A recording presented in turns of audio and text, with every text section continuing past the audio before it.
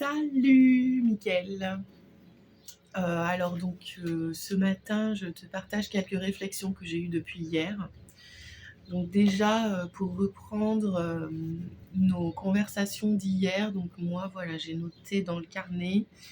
Donc on est d'accord que à court terme, donc l'idée ce serait de commencer avec quelques trucs faciles à faire de 1000 pâtisseries que vous puissiez vendre, que toi ou Hortense ou tu sais qui pourrait déjà faire à la maison et puis vendre dans la petite boutique. L'idée ce serait donc qu'à moyen terme on essaye de former des personnes sur place, du coup d'utiliser le local chez toi, enfin la salle de réunion, et en même temps ça nous ferait rentrer des financements au niveau du centre de formation. Et l'autre chose, donc par la suite, embaucher quelqu'un qui cuisine, donc ça serait vraiment quelque chose d'un peu plus gros. Par contre, pour commencer, donc on a bien parlé du fait que en France, moi je vais te faire des vidéos régulièrement pour que tu puisses aussi transférer à Ruben pour avoir son avis. Et qu'est-ce que je voulais dire avec ça? Et de faire en fait ce qu'on peut avec ce qu'on a pour commencer, et de minimiser les coûts. Donc tu vois, moi je vais faire les pâtisseries chez moi pour commencer. C'est pas le top, mais les trois quarts des gens font comme ça, et donc en fait je vais commencer comme ça. Et je vais surtout faire des livraisons. Alors moi, ce qui m'intéresse ici en France, c'est de cibler surtout les entreprises. Après, c'est vrai qu'il faut avoir la capacité de gérer une entreprise qui te demande pour 30 personnes. Bon ben voilà, faudra que je vois pour avoir la capacité de gérer. Mais en tout cas, je vais d'abord commencer à la maison, facturer, et on verra après. Voilà. Euh, Alors, il faut savoir qu'en termes de matériel, donc déjà le livre, je pense que tu l'as vu, hein, voilà, il ressemble à ça. On avait édité 400 exemplaires et là, j'ai pas trop fait le calcul, mais disons qu'il nous en reste 200. Et il y a une petite erreur d'une image à l'intérieur du livre, parce que le principe, le titre du livre, c'est le nom de nos farines: manioc, igname, mil et banane plantain, en farine pour vos pâtisseries. Et il faudra que je redemande à Méline pour comment dire, pour modifier, parce que à chaque comment dire, donc il y a les remerciements, le sommaire, et en fait on présente la farine qu'on va utiliser avec une image, et sauf que donc l'image de l'igname elle est fausse, mais voilà. Donc les gens, voilà, ils voient ça. Et donc surtout, je leur montre celui-ci qui est le gâteau à la fleur d'oranger. Alors c'est un gâteau à la farine de manioc, et j'ai rajouté de la fleur d'oranger dedans. C'est là que c'est très important pour vous, pour traduire à mon avis, parce que c'est un gâteau qui est avec des œufs, de la farine, un yaourt et de la fleur d'oranger. Maintenant, nous, la fleur d'oranger en France, c'est un goût, comment dire, c'est comme un goût traditionnel, que les gens ont ça même dans leur imaginaire collectif, même s'ils en ont jamais mangé. C'est un goût auquel les gens raffolent en fait. Et donc moi, je montre souvent cette image, et c'est le produit phare. En deuxième, il y a la tarte aimée aux fruits rouges, mais ça, à la fleur d'oranger, c'est le produit phare qui coûte le moins cher.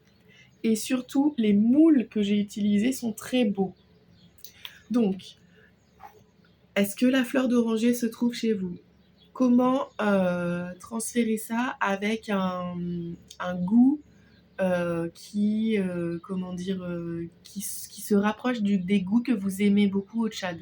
Parce qu'on peut avoir les deux. On peut avoir la fleur d'oranger pour toucher un autre public, mais selon ce qu'elle coûte à la base, pour commencer, on va d'abord trouver quelque chose de moins cher. Voilà. Ensuite, c'est là où je parlais des moules, c'est-à-dire que si je viens, il faudra que j'amène certains moules parce que du coup, il y aura aussi de la nouveauté par rapport à l'utilisation des moules. Voilà. L'autre chose, auquel j'ai réfléchi depuis hier, c'est, les crêpes. Je vais faire stop à la vidéo et j'en refais une autre. Voilà, pour que ça soit pas trop lourd, j'espère que 5 minutes de vidéo, ça va passer. Donc l'autre chose, c'est donc les crêpes. Ça, c'est un des sports nationaux dans notre famille, mais c'est quand même un sport national. La Bretagne, en France, c'est la région des crêpes. C'est un endroit où, quand on y va, on est obligé de manger des crêpes, on mange des crêpes, enfin, vraiment. Donc nous, les crêpes, on les fait salées ou sucrées. Donc c'est-à-dire que les crêpes, c'est quoi? C'est de la farine, du lait, des œufs et un peu d'huile.